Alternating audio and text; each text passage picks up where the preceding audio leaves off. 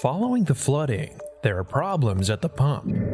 Concentration on cleanup. It's water that not only enjoy recreationally. Around Biscayne Bay, Pride on Parade. We can't forget joy, because that is what keeps us going at the end of the day. In Miami Beach. And the Heat started the NBA playoffs on the road. Butler got it, counted, foul. These stories and more coming up on Newsbreak.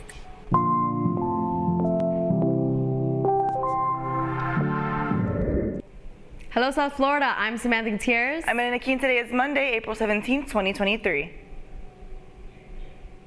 Live from the FIU Lee Kaplan School of Journalism and Media, this is SFMN Newsbreak. Fight for rights protests erupt as the Supreme Court considers restrictions on an abortion drug. The U.S. Supreme Court is facing the most significant abortion-related dispute since Roe v. Wade that was overturned last summer. The justices are considering a lower court ruling that would place restrictions on access to an abortion drug. And as CNN John Lawrence reports, a decision could come this week. Are we going to back down? Numerous abortion rights rallies were held over the weekend, including in Washington, D.C. Extreme anti-abortion judges are attempting to steal our bodily autonomy. And Los Angeles, where Vice President Kamala Harris made a surprise appearance. When you attack the rights of women in America, you are attacking America. These protests come days after a Texas judge suspended the FDA's decades-old approval of the abortion pill mifepristone. Kind of assertion that the principal basis of the court case in Texas was about the safety. And I think specifically it said that it was supposed to, the accelerated pathway was supposed to approve a drug to treat an illness. It is a stretch to call a pregnancy an illness. Supreme Court Justice Samuel Alito extending a lower court's hold on the ruling at least until Wednesday night to allow the justices to fully examine the issue. In the meantime, sides remain drawn. In my state, we are a pro-life state. We have legislation which is far more pro-life than it is in, say, California.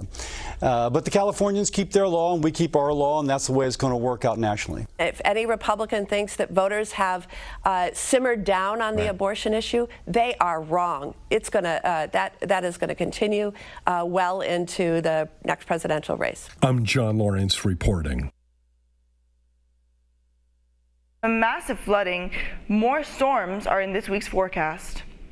Storms last week hit South Florida hard, with Fort Lauderdale experiencing the brunt of it. Roads flooded, schools and the airport was closed, and hundreds of Fort Lauderdale residents had to seek refuge at emergency shelters. Due to the flooding, fuel delivery was delayed. As a result, people in Fort Lauderdale and Miami are struggling to find gas. Governor Ron DeSantis has issued a state of emergency that will provide additional resources to residents and crew. Tragedy at sea as a boat captain was killed after being struck by lightning. A Florida Fish and Wildlife Conservation Mission confirmed that a boat captain was killed yesterday after lightning struck his boat in the Brevard County. Officers at the scene pulled the boat out of the water. Another passenger in the boat was taken to the hospital with minor injuries. New details unfold surrounding the slaying of Cash App founder Bob Lee. As the network's Dan Prizer reports, although Lee was in San Francisco at the time, he had recently moved to Miami with his father. San Francisco police arrested a man last week in connection to the murder of Cash App founder and Square executive Bob Lee, who was found stabbed to death in San Francisco while in town from Miami for a work summit. The sole suspect in the case, 38-year-old tech consultant Nima Momeni, is being held without bail and appeared in court Friday facing charges of first-degree murder. At this point in time, we are still very much looking at first-degree murder. This is a person who was in his vehicle with a kitchen knife. That's not something most of us carry around at all times with us, and so that this was something that he intended to do. The murder has sparked renewed national debate over crime in San Francisco, frustrating police and government officials. But police say Lee's murder was not a random attack. We can confirm that Mr. Lee and Mr. Momeni knew each other.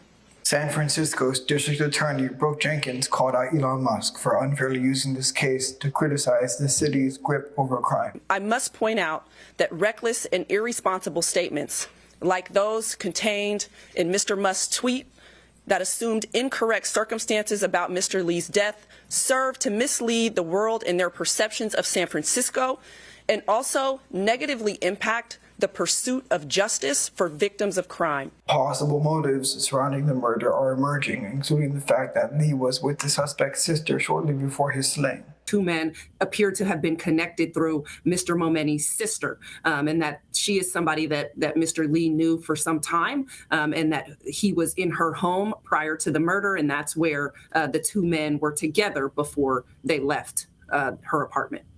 Momeni's arraignment is set to continue until April 25th, where a ruling will be given as the investigation continues. The judge issued a no bail without prejudice order, so he will remain in custody through April 25th, and on April 25th, there will be a ruling on the motion to detain that the people filed. This is Jan Preisler with the South Florida Media Network. Cleanup at various locations along Biscayne Bay. More from the network's Julia Cesaris. With over 30 cleanup sites, the annual Bonanza Bay Cleanup Day is back in full swing for its 41st year. Since the beginning of this event in 1982, volunteers have helped pick up over 1 million pounds of trash from our local waterways. It's water that not only do we enjoy recreationally, but it's the water that we use to brush our teeth, to take a bath, and to drink most of it. Bonanza is a celebration of Biscayne Bay and its significance as one of our most important ecological systems in South Florida. This year, the event takes place at 31 different locations along Biscayne Bay, with Florida International University's Biscayne campus serving as the VIP location.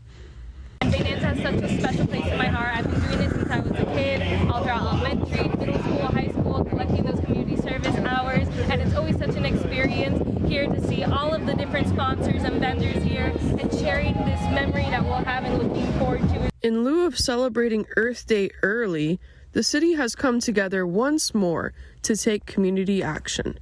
This event draws thousands of volunteers each year and shows how much residents care about preserving our planet. Preventing litter in our waterways is central to Bonanza's mission. It's about teaching residents that everything they do on water and dry land affects the health of our bay. And remember, you don't have to wait until next year's Bonanza to do your part. It's about saying no to that plastic straw and hello to your reusable water bottle. In Biscayne Bay, I'm Julia Cesaris for the South Florida Media Network. Pride on display on Miami Beach over the weekend, the network's Christy Hernandez marched along with this year's annual parade. The 15th anniversary of the Miami Beach Pride Parade, and the students and faculty from the FIU Pride Center joined in on the celebration for its 9th consecutive year.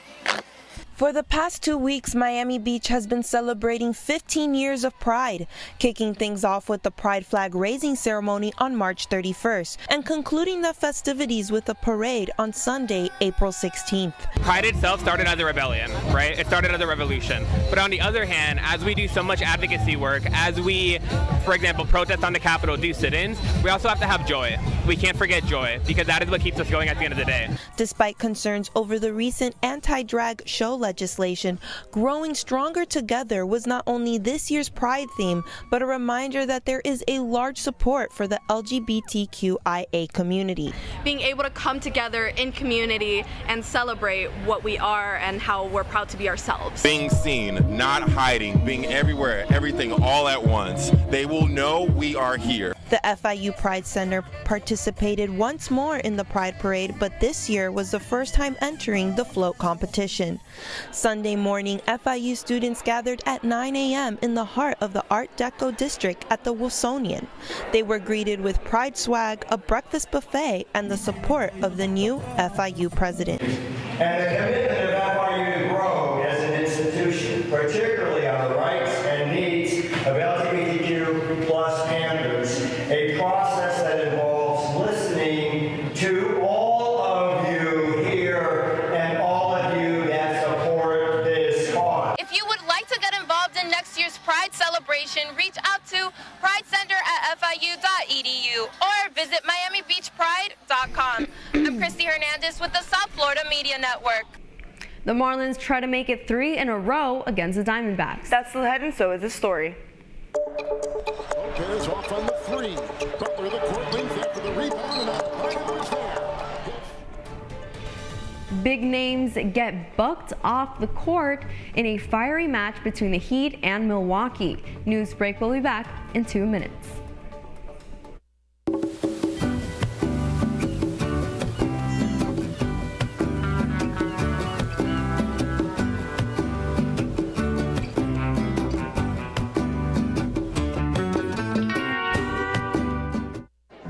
The black truck? Hey, Christina from accounting. Yeah, hi. Hey, I used to date a girl named Christina. Oh, really? Yeah, and then she dumped me for my best friend. You want to see some photos of them that I took? I don't. I thought we talked about this, buddy. Buzz and overshared again? Yeah. Yeah. I'm gonna call a car. That's a smart idea. So yeah, I know, that's why I did it. Hey, you're gonna get back to the top of the mountain. Does that mean I'm gonna get back with Christina? No. Oh. No.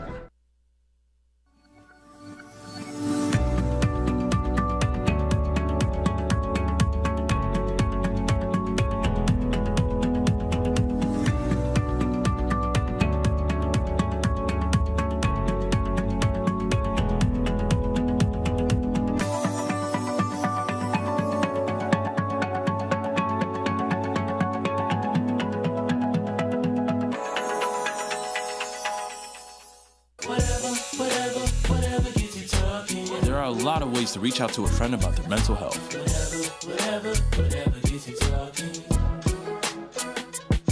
Learn how you can help at seizetheawkward.org. Bill is a family man. He invests his money wisely and provides a good life for his children. Just one problem. He often opens emails from senders he doesn't know, and his computer is not password protected. One day, Bill checked his bank account and 94% of malware attacks originate from emails. Don't be like Bill. Take your cybersecurity seriously.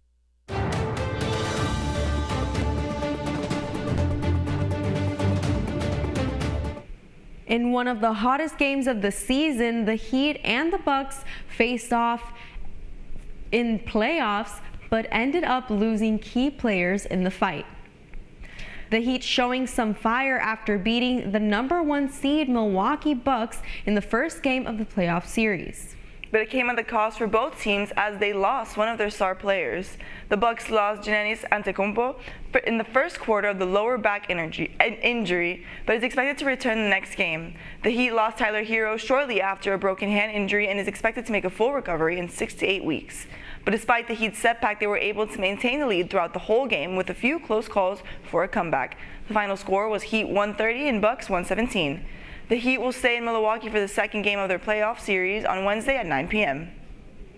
But two good things can happen for South Florida sports. After a 4-game winning streak, the Miami Marlins went through a loss against the Arizona Diamondbacks here at home.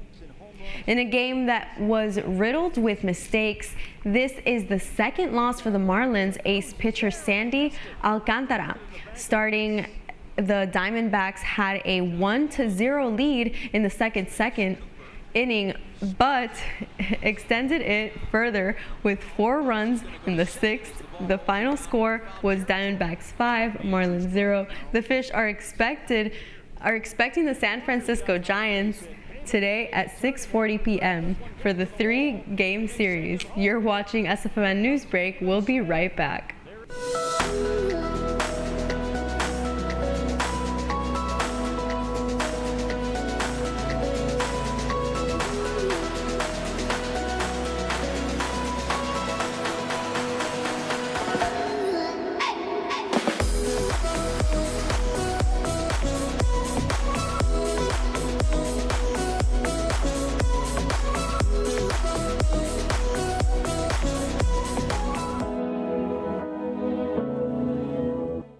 Yo, Scott. Hey. I'm heading out, man. You want to ride? No, I got my car, but I actually really need to go to the bathroom. Oh, you know what? I was just in there. The line is like 10 people long.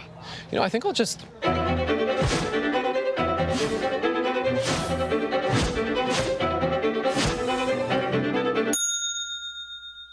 Dude, are you okay? You wouldn't believe what I was just thinking. I am definitely buzzed. Yeah. I think I will take this and I will take that ride home. Smart man. Did you see how that dog was looking at me? Radcliffe Art and Design Incubator is the velocity accompanying the fellow's rudder, as in a boat. Unless there is movement or action, the planned direction is of little consequence. We encourage the creative ideas into action, and from the experience of doing, we critically assess the feedback, adjust, and set out to rediscover the potentialities of an entrepreneurial mindset.